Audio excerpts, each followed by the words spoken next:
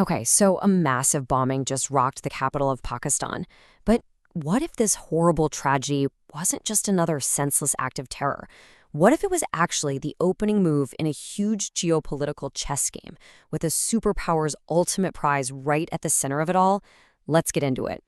So let's set the scene. We're in Islamabad, the capital of Pakistan.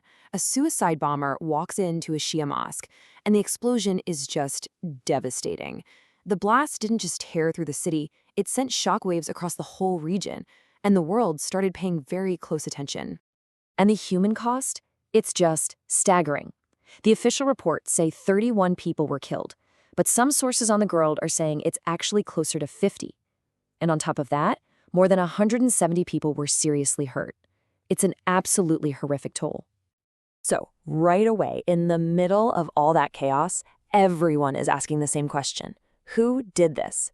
And the answer starts pointing to one very specific and very, very dangerous group.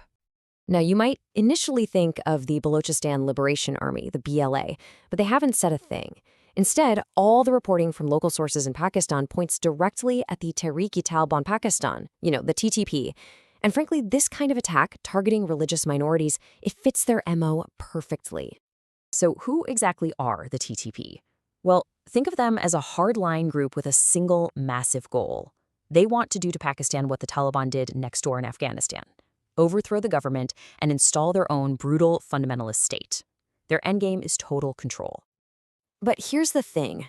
This bombing, as horrific as it was, it's not a one-off. Not even close.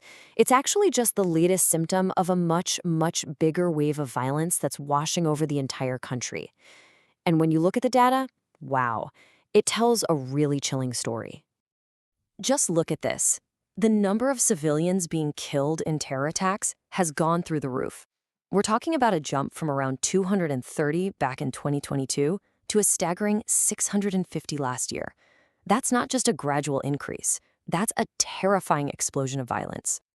And it's not just civilians getting caught in the crossfire. The losses for Pakistan's own security forces have surged by more than 5 times. They went from an average of 250 a few years back to 1,200 last year. Make no mistake, this is a country staring down a full-blown security crisis.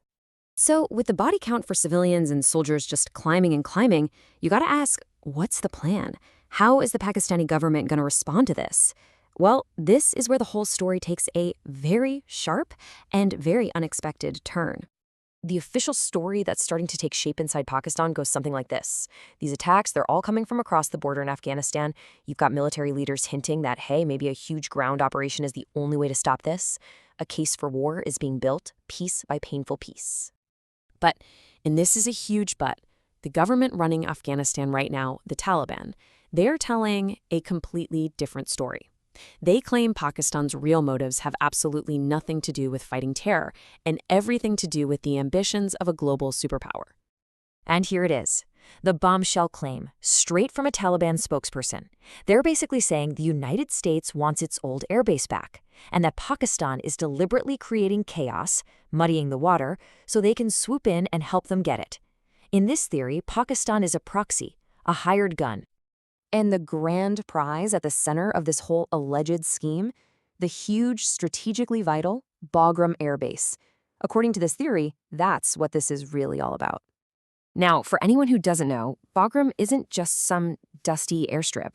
It is a massive facility with billions of dollars of infrastructure built up over decades. And this is the crucial part. Look where it is on the map. It's right near the Pakistan border, making it a straight shot if someone were to, say, create a land corridor. Okay, so that raises the obvious billion-dollar question.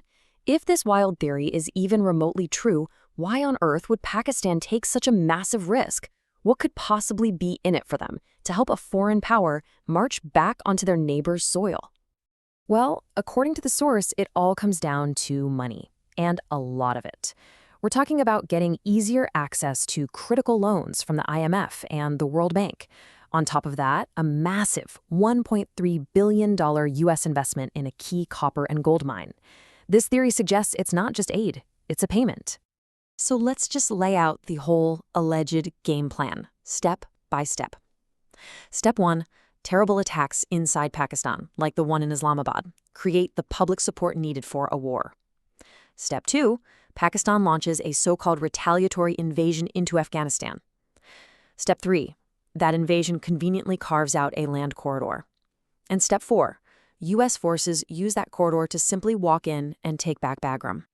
Which leaves us with one final and really disturbing question. Are we actually watching a country's real, genuine tragedy, the loss of hundreds of innocent lives, being twisted and used as the perfect excuse for a superpower's proxy war?